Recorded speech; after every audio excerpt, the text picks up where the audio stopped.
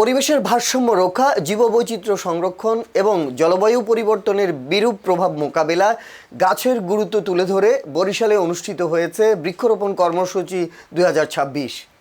বৃক্ষরোপণে সাজাই দেশ, সবার আগে বাংলাদেশ স্লোগানে মঙ্গলবার 21 জুলাই নগরীর গোরস্থান রোড বরিশাল গাইড হাউসে অনুষ্ঠিত এই কর্মসূচিতে প্রধান অতিথি হিসেবে উপস্থিত ছিলেন বরিশাল সিটি কর্পোরেশনের প্রশাসক অ্যাডভোকেট বিলকিস আক্তার জাহান শিরিন।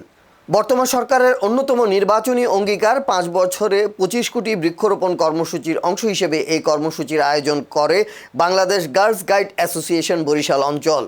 প্রধান অতিথির বক্তব্যে সিটি প্রশাসক বলেন, পরিবেশ বান্ধব সমাজ গঠনে তরুণ প্রজন্মকে সম্পৃক্ত করতে বাংলাদেশ গার্লস গাইডের মতো স্বেচ্ছাসেবী ও সেবামূলক সংগঠনের উদ্যোগ অত্যন্ত প্রশংসনীয়।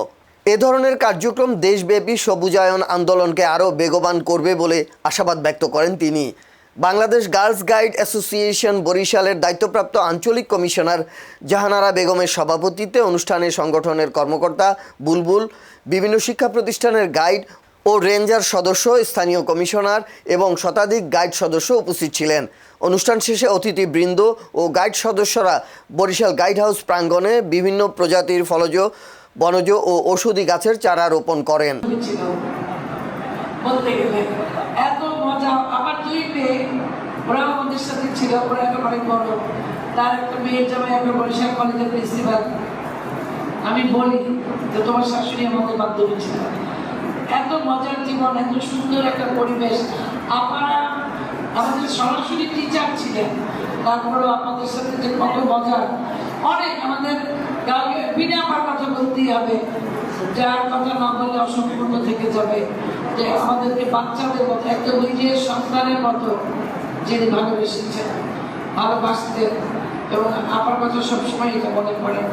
আপা যখন স্কুল থেকে চলে, আমরা যখন কলেজে, ইউনিভার্সিটি, বিয়ে পরেও আমরা আপার পাশে যে আপনার সাথে গল্প করে এসছি, আপনার সাথে ভাত খেয়ে এসছি, আপনার সাথে দেখা করে আসছি। এই যে কিছু মানুষ, আমার মনে পড়ে রাজি আপার কথা, মনে পড়ে রাবে আপার কথা, মাদারীপুরে ফরিদপুরে রাবে আপা যিনি পেয়েছিলেন, এত আদর করে কথা বলতেন, এত আদর করে মেয়েদের সাথে উনি কথা বলতেন যা বলার মতো না। এইখানে এসে আমার আজকে সবার কথাই মনে পড়ছে যে ওই জীবনটা আমাদের এত দায়িত্বের জীবন, যান্ত্রিক জীবন, মানুষের জীবনে কোনো আনন্দ, বাচ্চাদের কোনো, তাও তো আমি দেখে অনেক খুশি হলাম।